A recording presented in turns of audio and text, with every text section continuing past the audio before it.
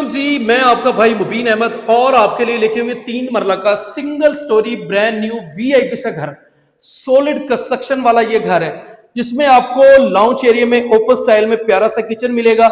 इसके साथ ये आपका ड्राइंग रूम, सबसे पहले ड्राइंग रूम में बड़े बड़े साइज की विंडोज आपको यहाँ पर इंस्टॉल मिलेगी। तो ये आप देख सकते हैं, इसको सेपरेट करें और आप अलग बेडरूम भी बना सकते हैं। सीलिंग के डिजाइन चेक करें तो गराज, रीजनेबल साइज का गराज से सीढ़ियां फर्स्ट फ्लोर के लिए सेपरेट कर दी गई हैं। एक वॉशरूम की ऑप्शन जो है आपको यहाँ पर गराज में भी मिलने वाली है। और ये आपका देख सकते हैं किचन वीआईपी से आपको मिलेगा। और ये मास्टर साइज का bedroom with attach bath, ventilation, ceiling के डिजाइन जबरदस्त है और बहुत रीजनेबल प्राइस में इंशाल्लाह ये आपको घर मिलने वाला है।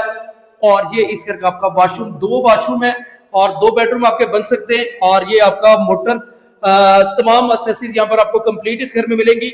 उमर टाउन हाउसिंग सोसाइटी, गजीमता, आलू रोड, लाहौर इसकी लोकेशन है। मजीद डिटेल, मजीद मालूमात के लिए भाई का चैनल सब्सक्राइब करें और फोन पर रब्ता करें।